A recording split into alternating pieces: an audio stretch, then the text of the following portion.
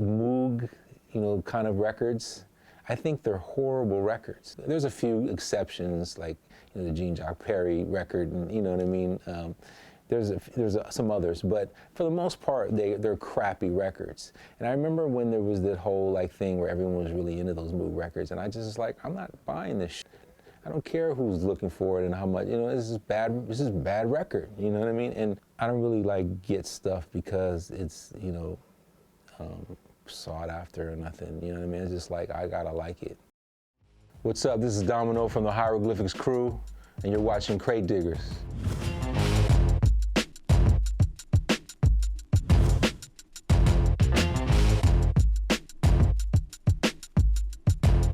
My mom and my father were really into music from the beginning, and so my earliest memories involve music, and mainly the Beatles. My dad was a musician, or he is a musician, and he was living in New York for a lot of my early years, and he was a bass player for a group called Mink DeVille. They were most of the band was based in the city, but they were in New York for a while, and they kind of came out of the CBGB scene in the late 70s.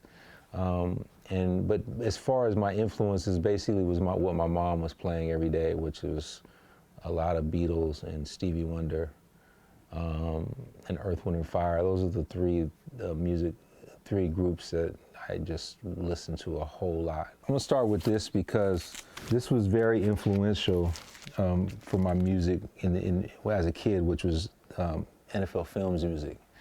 And I'm really into dramatic music and orchestration, and it stems from being a kid watching ESPN and watching NFL Films, and I'm really into football as well. This music in general had a lot of influence on me musically, and I never really sampled anything for it. I mean, I did, but nothing that came out, you know what I mean? But it was just more kind of the influence of the orchestration and the drama that really got to me, and it kind of has been an influence on me throughout my production career. But this one I got, and I bought this one online, and I happened to get the copy that was the owner of the Miami Dolphins copy, and it was sealed, and his name was Joe Robbie.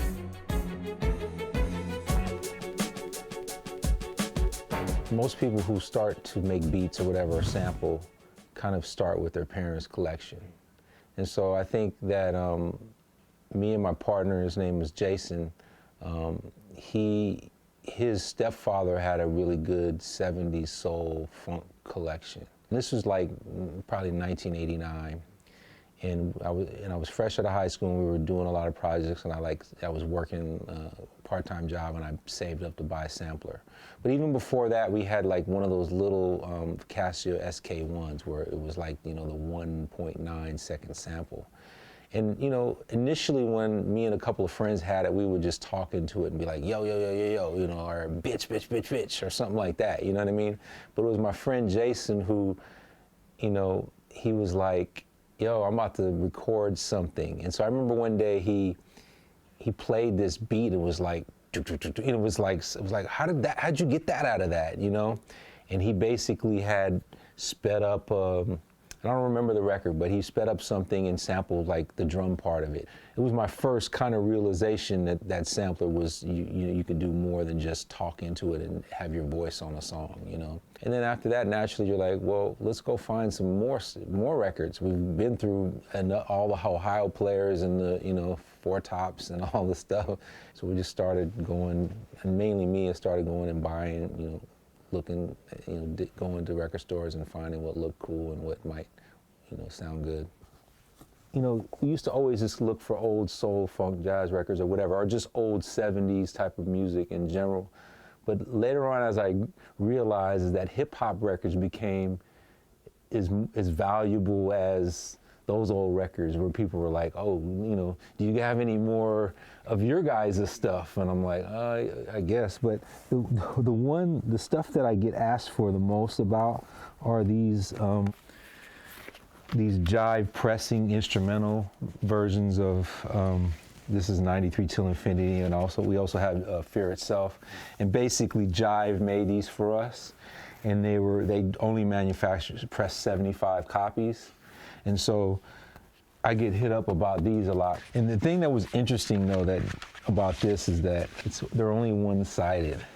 And so I don't know why it ended up that way, but we have side A and then there's nothing on the other side. And then side B is here. So it was like 4 records. We're walking around with 4 records.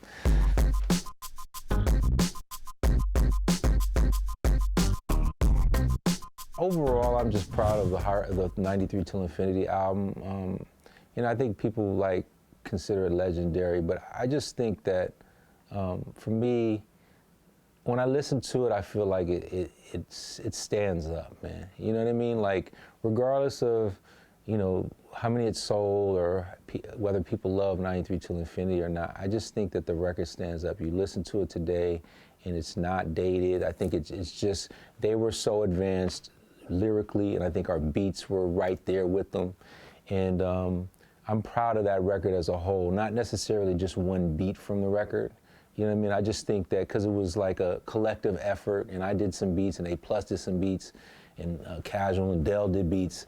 But I'm proud of it because it was like a kind of a family. We were like kind of a crew in there, kind of with all this energy and just all this music and creative stuff flowing out of us. When I initially got into it, I felt like I just want to leave a legacy. You know what I mean? That was the most important thing to me. I never really got into it for money or fame or nothing like that. It was just like, I want to be able to have a legacy that I could, you know, I can be dead and gone, and there was something that I left that mattered. You know what I mean? And I feel like we accomplished that with that record. This right here. This is a shout out to my friend Jason Melton.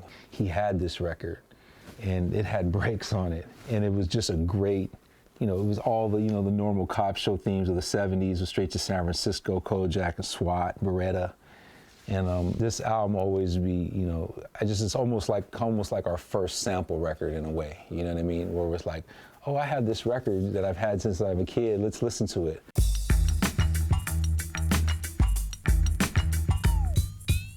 I really don't know how many records I have. I've never like really counted them. What I have here is just the records that I feel like I need to have around me.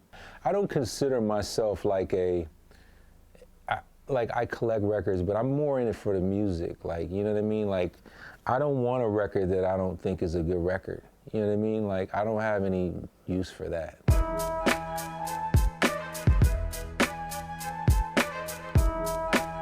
It's roughly organized. Right in here is like kind of soundtracks. There's library records. There's some hip hop records. Jazz and rock, I think, are over there. And there's soul and funk, I think. And when I first was buying records, you know, I was really into the wah-wah. In fact, a lot of my friends used to always kind of give me crap about, like, oh, you just love that wah-wah pimp shit, you know? And so one of my favorite, and one is this one, Crazy Legs by Donald Austin. It has some great wah-wah on it. It was like, I need that record. And I still enjoy it, but this record was always kind of like one of my favorite kind of wah-wah records. There was a bunch of record stores in Haight Street in San Francisco, and one I used to go to was called Recycle Records. It was just still there. And I was really good friends with the, you know, I don't know if he was the owner, but he was one of the main guys there. And, you know, so I'd always, you know, go in there, you know, every week or whatever, and then he saw what I was buying. He goes, hey, have you been to that new place down the street, Groove Merchant? And I was like, nah, I don't know about that place. And he says, yeah, it's down the street, you know, about 4 or 5 blocks down. And I'm like, all right, I'll go there. So I go in there and I realize, wow, this record store basically just has what I'm looking for, which is just soul and jazz and funk records. A lot of 45s and just basically, I guess I didn't call it that at the time, but just rare groove stuff. And so I ended up just going to that record store all the time, and then, you know, forging a friendship with the owner. To make a long story short, somehow the conversation came up that they were renting out this, which was kind of like what would be considered a storeroom, which was basically a door in the back of the store that opened up into, it was like a studio apartment. It had a bathroom and it had a little kitchen, but it was just right, it was all right there, you know, like you can touch the wall and touch the kitchen, you know what I mean? And so I was like, oh, that would be perfect. You know what I mean? Like living in the back of, you can't beat that, right? And I was like 19 years old, so I was trying to find my own place. You know, I wanted to get out of the house pretty much.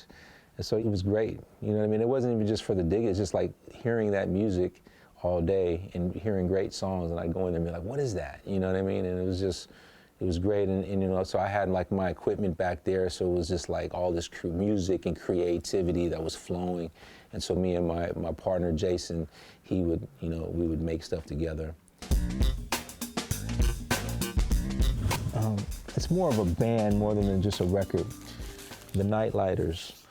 I was always a really big fan of the Nite-Liters. Again, there was a lot of wah-wah on this record as well, and all their records. When I used to stay at Groove Merchant, I ended up meeting a guy named Dante Ross, who basically at the time he was working for Elektra Records, and he had previously worked for Tommy Boy, and he was instrumental in De La's first record coming out, and a lot of other people. But one of the people that he signed was Del. And so he had heard that the record store owner, Michael, had told him, oh yeah, a guy in the back makes, you know, tracks, and he was probably like, yeah, who cares, you know? I'm sure he heard that many times. But then we ended up meeting and we ended up talking about records. And the main record that we bonded on was the Nite-Liters, because he had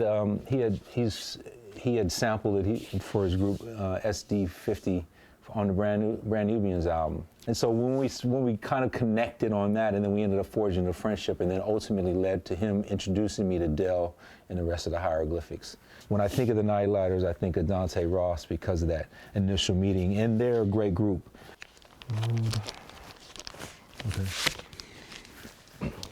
This record right here is a great record, and it sticks out to me because it's a local record that. It's obscure, but it was pretty common in the Bay Area. The lead singer was Linda Tillery. She had a popular record that was sampled by Black Sheep for Choice Is Yours, and it was Sweet, a Linda Devine record. I sampled it for Live and Let Live on 93 Till Infinity. And actually, it was a record that was initially produced in conjunction with my partner.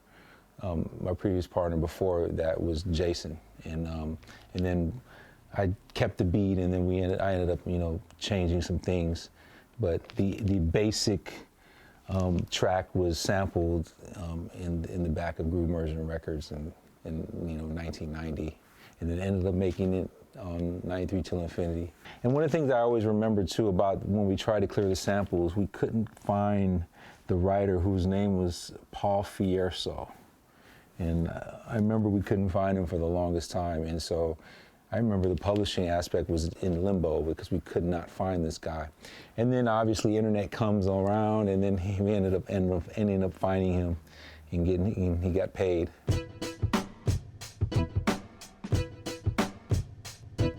At the time, I spent $20 for this, and it was the most I had paid for a record. And this is like, you know, again, 1990 or so. And this is a great record. It's really funky. The song African Rhythms is a great song. It has breaks on it. But overall, it's a good record. I also have 45 of the single African Rhythms. And they were out of DC. And interesting thing about this 45 is that it's a different version. It's like an up-tempo version of the song, which I knew very well. When I found this, I was thinking, oh, I got a 45 of the song, and it's really literally a different song. To me, a clean piece of vinyl sounds better than any way that you can listen to music. You know, I don't think there's any doubt. There's a certain warmth. And like the youth of today doesn't really realize the difference in sound quality. MP3s are compressed, and there's, you know, a lot of them songs weren't meant to be heard that way. And the dynamic range isn't there. But if you're just listening to it in your cheap headphones, who cares? But it's one of those things that you don't know any better, and so what can you say about that? But for those who know the sound of vinyl, hey man, there's something also about being able to touch and feel it, being able to read the credits and learn about, like, I buy stuff on, and I still do, I do buy, you know, stuff off iTunes, but it's like a lot of these even come with the booklets, but I have no desire to scroll over them and like, you know what I mean? Like, but I wanted to read and I wanted to know exactly who was playing. And in a lot of these albums, you don't know who's playing what. Like this one, you can see the band, but I wonder which dude is this dude, you know what I mean? Like, wonder, you know, other than the, you know, and so, I don't know, it kind of helps the imagination go of and learn more in about what you were listening to. There's something about it, man, you know? To me, it's about owning something that you have, you can hold. You know, that means a lot more than just a digital file. You